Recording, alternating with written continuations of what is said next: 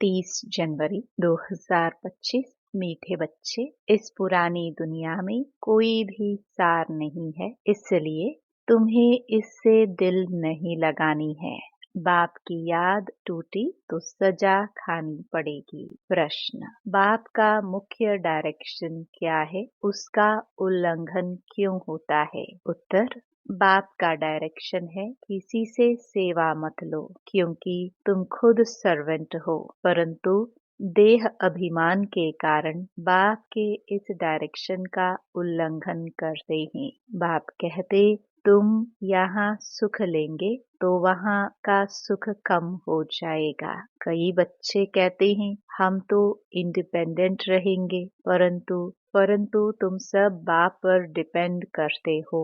गीत, दिल का सहारा टूट न जाए। ओम शांति। शिव भगवानुवाच अपने सालिग्रामों प्रति। शिव और सालिग्राम को तो सब मनुष्य जानते हैं, दोनों निराकार है।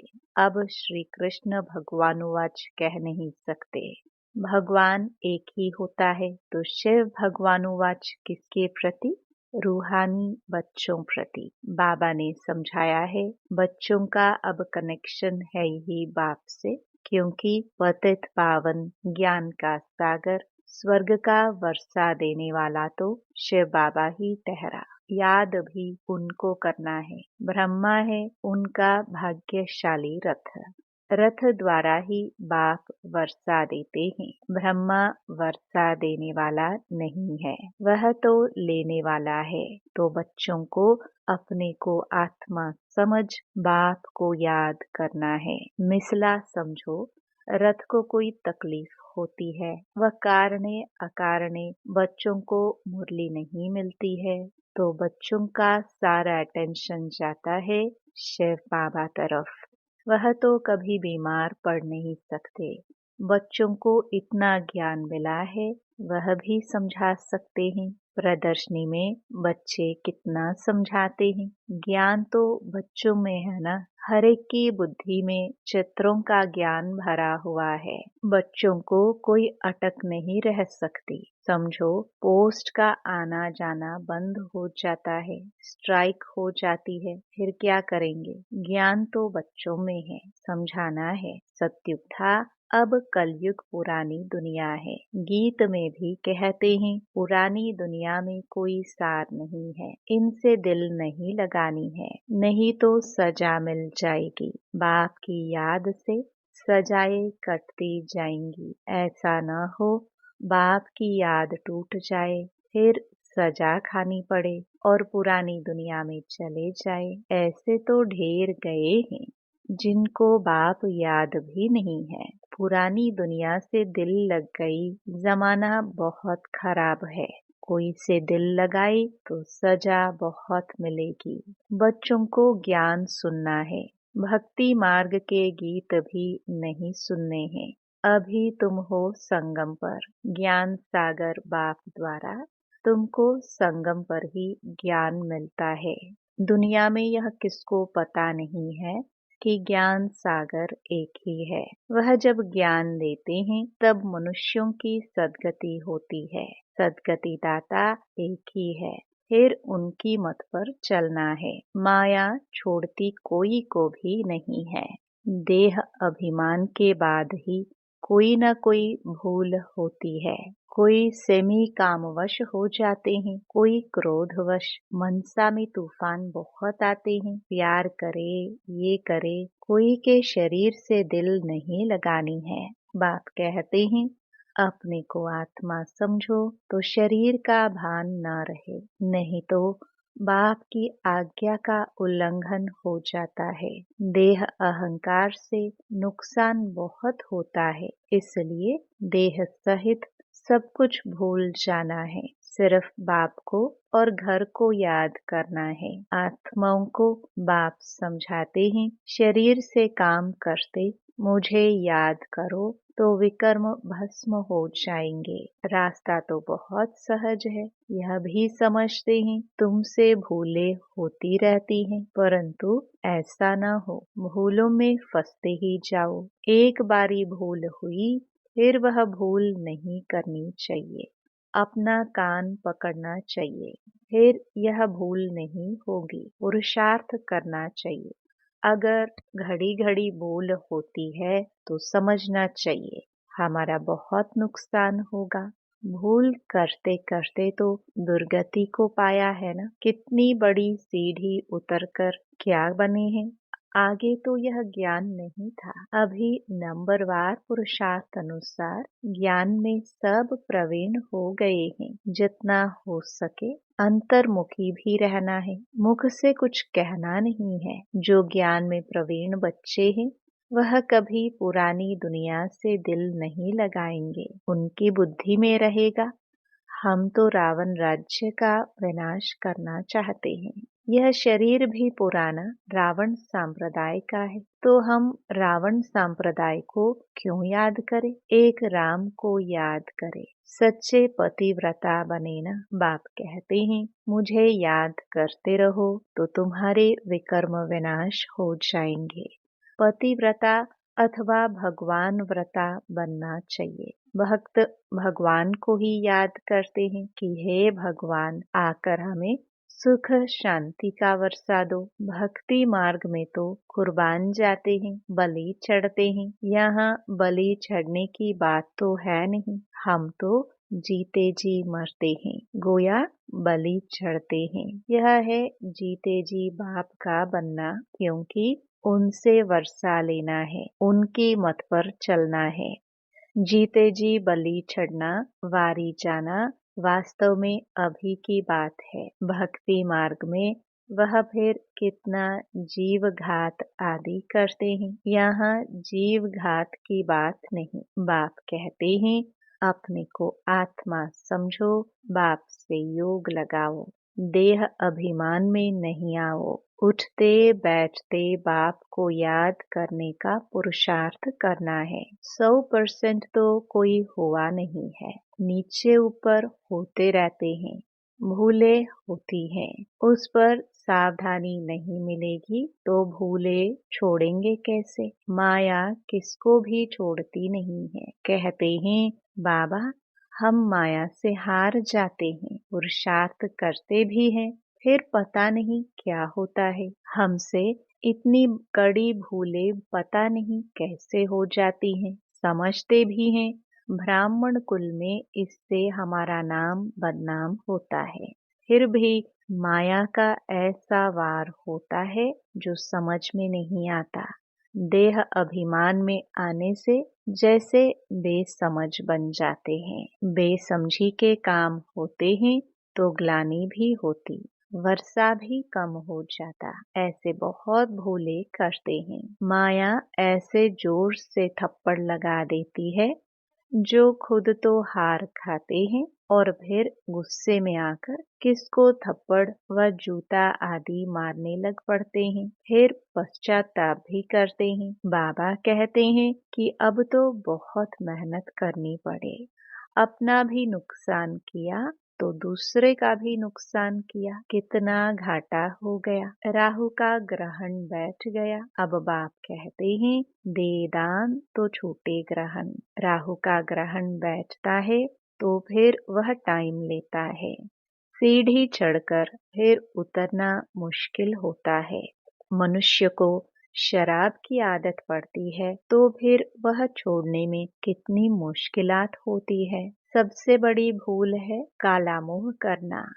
घड़ी घड़ी शरीर याद आता है। फिर बच्चे आदि होते हैं तो उनकी ही याद बनी रहती है। यह फिर दूसरों को ज्ञान क्या देंगे, उनका कोई सुनेंगे भी नहीं। हम तो अभी सबको भूलने की कोशिश कर एक को याद करते हैं। इसमें संभाल बहुत करनी पड़ती है।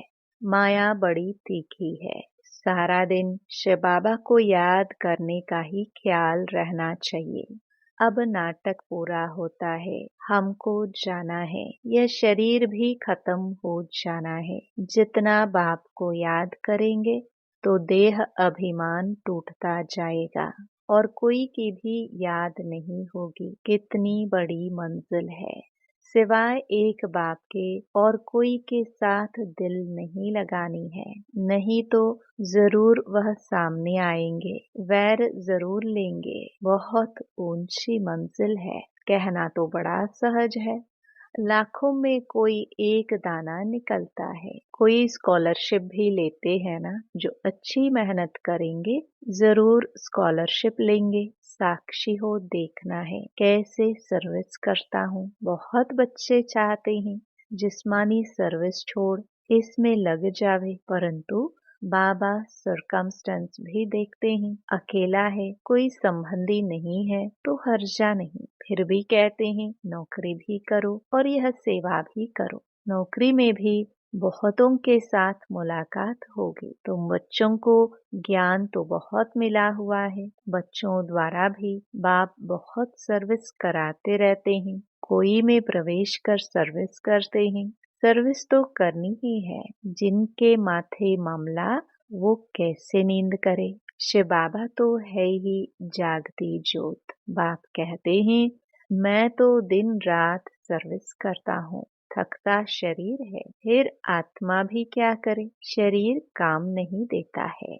बाप तो अथक है ना, वह है जागती ज्योत, सारी दुनिया को जगाते हैं। उनका पाठ ही वंडरफुल है, जिसको तुम बच्चों में भी थोड़े जानते हैं। कालों का काल है बाप, उनकी आज्ञा नहीं मानेंगे तो धर्मराज से डंडा खाएंगे। बाप का मुख्य डायरेक्शन है किसी से सेवा मत लो, परंतु देह अभिमान में आकर बाप की आज्ञा का उल्लंघन करते हैं। बाबा कहते तुम खुद सर्वेंट हो, यहाँ सुख लेंगे तो वहाँ सुख कम हो जाएगा। आदत पड़ जाती है तो सर्वेंट बिगर रह नहीं सकते हैं। कई कहते हैं हम तो इंडिपेंडेंट रहेंगे, परंतु बाप कहते हैं डिपेंड रहना अच्छा है। तुम सब बाप पर डिपेंड करते हो, इंडिपेंडेंट बनने से गिर पड़ते हो। तुम सब डिपेंड करते हो शिव बाबा पर,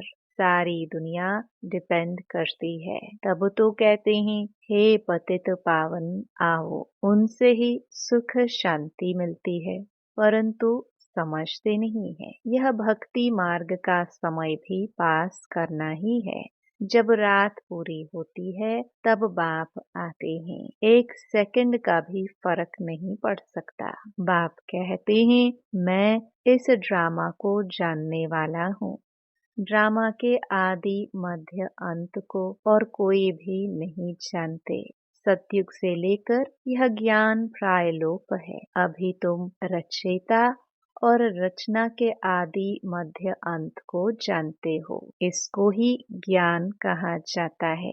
बाकी सब है भक्ति। बाप को नॉलेजफुल कहते हैं, हमको वह नॉलेज मिल रही है। बच्चों को नशा भी अच्छा होना चाहिए, परंतु यह भी समझते हैं कि राजधानी स्थापन होती है। कोई तो प्रजा में भी साधारण नौकर चाकर बनते हैं। जरा भी ज्ञान समझ में नहीं आता। वंडर है ना, ज्ञान तो बड़ा सहज है। 84 जन्मों का चक्र अब पूरा हुआ है, अब जाना है अपने घर। हम ड्रामा के मुख्य एक्टर्स हैं, सारे ड्रामा को जान गए हैं। सारे ड्रामा में हीरो हीरोइन एक्टर हम हैं। कितना सहज है, परंतु तकदीर में नहीं है तो तदबीर भी क्या करे। पढ़ाई में ऐसा होता है, कोई नापास हो जाते हैं। कितना बड़ा स्कूल है, राजधानी स्थापन होनी है। अब जितना जो पढ़ेंगे बच्चे जान सकते हैं हम क्या पद पाएंगे। ढेर के ढेर हैं, सब वारिस तो नहीं बनेंगे। पवित्र बनना बड़ा मुश्किल है। बाप कितना सहज समझाते हैं। अब नाटक पूरा होता है। बाप की याद से सतो प्रधान बन, सतो प्रधान दुनिया का मालिक बनना है।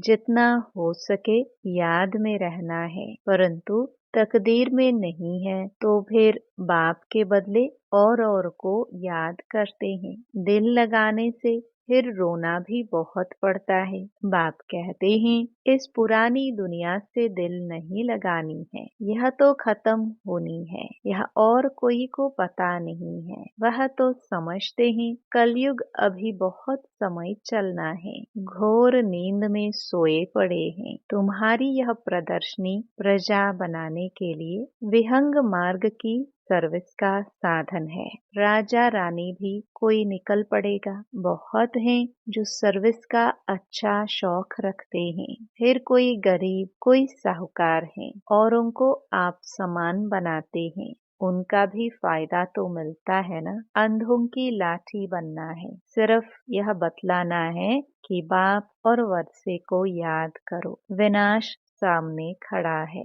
जब विनाश का समय नजदीक देखेंगे तब तुम्हारी बातों को सुनेंगे, तुम्हारी सर्विस भी वृद्धि को पाती जाएगी। समझेंगे बरोबर ठीक है। तुम रड़िया तो मारते रहते हो कि विनाश होना है, तुम्हारी प्रदर्शनी, मेला, सर्विस वृद्धि को पाती रहेगी। कोशिश करनी है कोई अच्छा हॉल मिल जाए, किराए देने के लिए तो हम तैयार हैं। बोलो, तुम्हारा और ही नाम बाला होगा। ऐसे बहुतों के पास हॉल पड़े होते हैं। पुरुषार्थ करने से 3 पैर पृथ्वी के मिल जाएंगे। जब तक तुम छोटी छोटी प्रदर्शनी रखो, शिव जयंती भी तुम मनाएंगे तो आवाज होगा। तुम लिखते भी हो शिव जयंती की छुट्टी का दिन मुकर्रर करो। वास्तव में जन्मदिन तो एक का ही मनाना चाहिए, वही पतित पावन है। स्टैम्प भी वास्तव में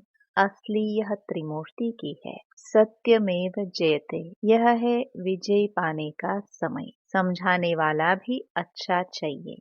सभी सेंटर्स के जो मुख्य हैं उन्हों को अटेंशन देना पड़े, अपनी स्टैम्प निकाल सकते हैं। यह है त्रिमूर्ति शिव जयंती। सिर्फ शिव जयंती कहने से समझ नहीं सकेंगे। अब काम तो बच्चों को ही करना है। बहुतों का कल्याण होगा तो कितनी लिफ्ट मिलेगी। सर्विस की लिफ्ट बहुत मिलती है। प्रदर्शनी से बहुत सर्विस हो सकती है। प्रजा तो बनेगी ना। बाबा देखते हैं सर्विस पर किन बच्चों का अटेंशन रहता है, दिल पर भी वही चढ़ेंगे। अच्छा, मीठे मीठे सिखिलदे बच्चों प्रति माता पिता बाप दादा का याद प्यार और गुड मॉर्निंग। रूहानी बाप की रूहानी बच्चों को नमस्ते। धारणा के लिए मुख्य सार। पहला, अगर एक बार कोई भूल हुई तो उसी समय कान पकड़ना है, दोबारा वह भूल ना हो। कभी भी देह अहंकार में नहीं आना है। ज्ञान में प्रवीण बन अंतर्मुखी रहना है। सच्चा पतिव्रता बनना है। जीते जी बलि चढ़ना है। किसी से भी दिल नहीं लगानी है। बेसमझी का कोई भी काम नहीं करना है। वरदान, जुदाई को सदा काल के लिए विदाई देने वाले स्नेही स्वरूप भव। जो स्नेही को पसंद है वही स्नेह करने वाले को पसंद है। यही स्नेह का स्वरूप है। चलना, खाना, पीना, रहना स्नेही के दिल पसंद हो। इसलिए जो भी संकल्प व कर्म करो तो पहले सोचो कि यह स्नेही बाप के दिल पसंद है। ऐसे सच्चे स्नेही बनो तो निरंतर योगी सहज योगी बन जाएंगे। यदि स्नेही स्वरूप को समान स्वरूप में परिवर्तन कर दो तो अमर भव का वरदान मिल जाएगा और जुदाई को सदा काल के लिए विदाई मिल जाएगी। स्लोगन, स्वभाव इजी और पुरुषार्थ अटेंशन वाला बनाओ।